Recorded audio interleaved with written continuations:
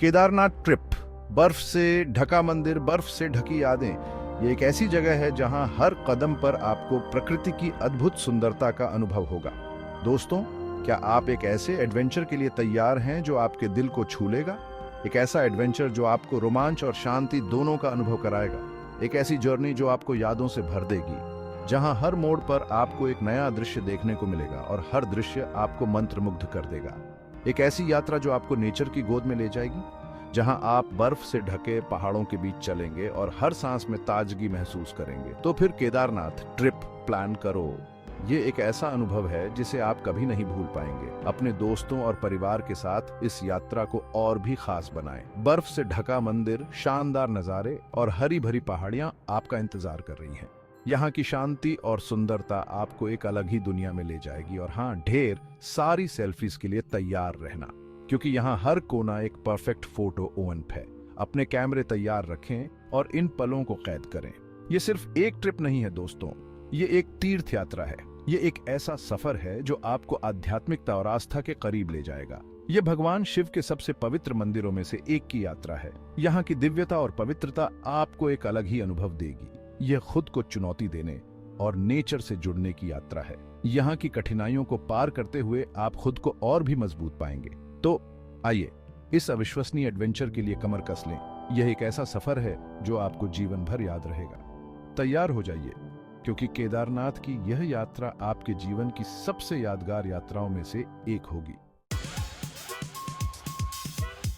केदारनाथ जाने का सबसे अच्छा समय मई से जून और फिर सितंबर से अक्टूबर तक है। इस समय मौसम सुहावना होता है और आप प्राकृतिक सुंदरता का पूरा आनंद ले सकते हैं। मई और जून में बर्फ पिघलने लगती है, जिससे ट्रैकिंग के लिए रास्ते साफ हो जाते हैं। सितंबर और अक्टूबर में मौसम ठंडा और साफ होता है, जिससे यात्रा और भी सुखद हो जाती है। मॉनसून यानी जुलाई अगस्त से बचें, क्योंकि भारी बारिश से भूस्खलन हो सकता है। इस दौरान यात्रा करना खतरनाक हो सकता है और रास्ते भी बंद हो सकते हैं। बारिश के कारण रास्ते फिसलन भरे हो जाते हैं, जिससे ट्रैकिंग मुश्किल हो जाती है। अब पैकिंग करें।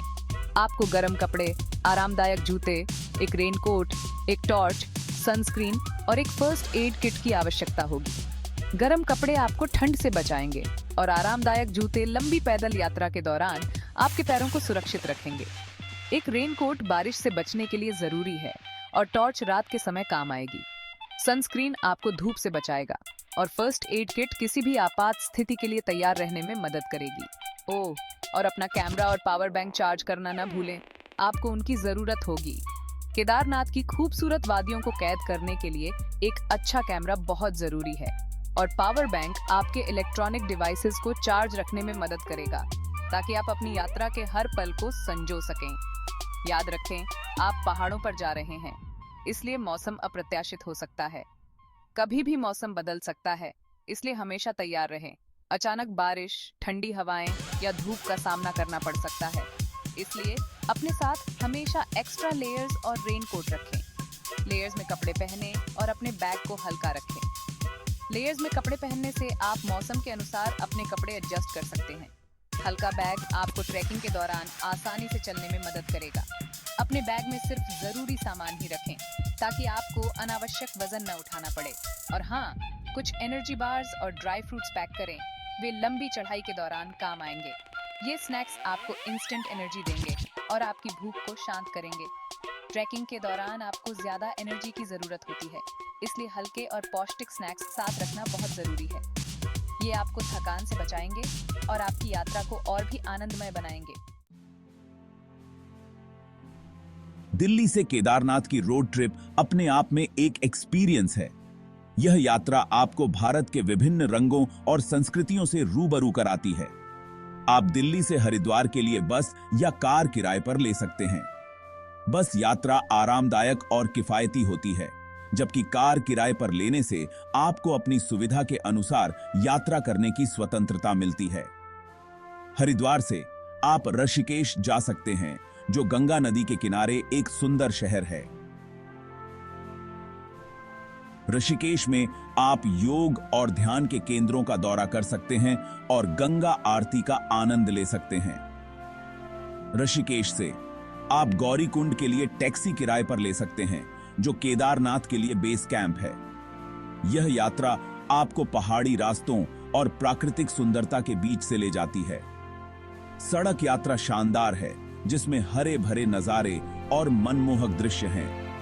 रास्ते में आपको कई छोटे छोटे गांव और स्थानीय बाजार मिलेंगे, जहां आप रुक सकते हैं। रास्ते में रुकना और स्थानीय संस्कृति का अनुभव करना न भूलें। स्थानीय भोजन का स्वाद लें और लोगों से बातचीत करें। यह आपकी यात्रा को और भी यादगार बना देगा। लेकिन हे भगवान, ध्यान से गाड़ी चलाएं। पहाड़ी सड़कें मुश्किल हो सकती हैं। खासकर बरसात के मौसम में सड़कें फिसलन भरी हो सकती हैं, इसीलिए सावधानी बरतें। गौरीकुंड से आपको केदारनाथ तक ट्रैक करना होगा। यह ट्रैक लगभग 16 किलोमीटर लंबा है और इसमें समय और धैर्य की आवश्यकता होती है। लेकिन रास्ते के दृश्य और अनुभव इसे पूरी तरह से सार्थक बनाते हैं। अंत में जब आप केदारनाथ पहुंचते हैं तो मंदिर की भव्यता और आसपास की प्राकृतिक सुंदरता आपको मंत्रमुग्ध कर देगी।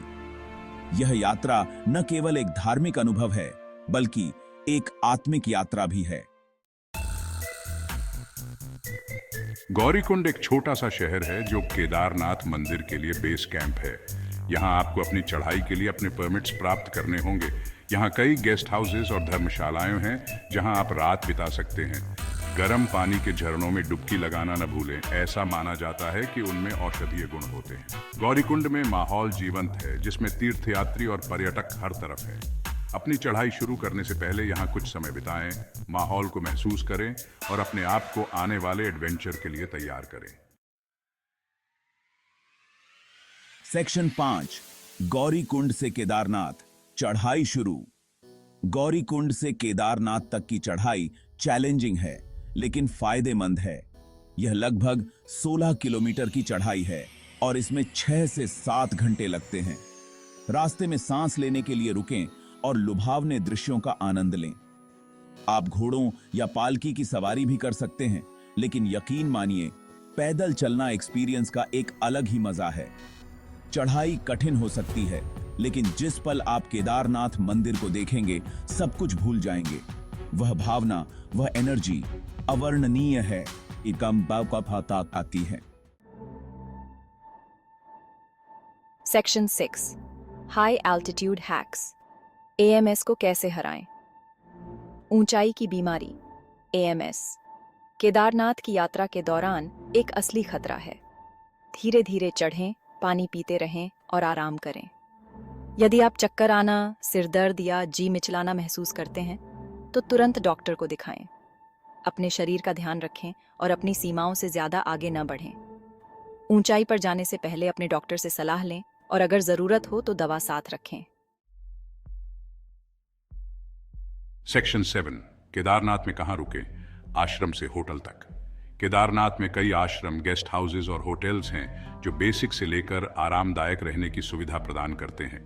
आप पहले से बुकिंग करा सकते हैं, खासकर पीक सीजन के दौरान। हालांकि कुछ लोग आध्यात्मिक अनुभव के लिए मंदिर परिसर के पास जमीन पर सोना भी पसंद करते हैं। चाहे आप बजट के हिसाब से कम कीमत वाला ऑप्शन चुनें या थोड़ा आरामदायक, याद रखें कि आप यहाँ रहने के लिए नहीं हैं, बल्कि केदारनाथ के आध्यात्मिक आकर्षण का अनुभव करने के लिए हैं। Section 8, permit power. परमिट कैसे प्राप्त करें? केदारनाथ मंदिर जाने के लिए परमिट जरूरी है। आप उत्तराखंड पर्यटन वेबसाइट या हरिद्वार, ऋषिकेश और गौरीकुंड में दिए गए काउंटरों से ऑनलाइन परमिट्स प्राप्त कर सकते हैं। परमिट्स प्राप्त करने के लिए आपको अपना ID कार्ड और कुछ बेसिक मेडिकल जानकारी देनी होगी। अपने परमिट्स को संभाल कर रखें और अपनी यात्रा के दौरान इसे हमेशा अपने पास रखें। अधिकारियों द्वारा जांचे जाने पर इसे दिखाने के लिए तैयार रहें। सेक्शन 9, पहाड़ों का सम्मान करें। सुरक्षा सुझाव जो आपकी यात्रा को सुचारू बनाएंगे। पहाड़ अप्रत्याशित हो सकते हैं, इसलिए सावधानी बरतना जरूरी है। बताए गए रास्तों पर ही चलें, कचरा न फैलाएं और स्थानीय रीति रिवाजों का सम्मान करें। मौसम के हिसाब से तैयार रहें। अपने साथ पर्याप्त पानी और खाने का सामान ले जाएं और किसी भी हेल्थ प्रॉब्लम के लिए हमेशा फर्स्ट एड किट साथ रखें। याद रखें, सेफ्टी पहले आती है। किसी भी अनावश्यक जोखिम से बचें और अगर आप अनश्योर हैं तो हमेशा स्थानीय लोगों या अधिकारियों से मदद लें। सेक्शन 10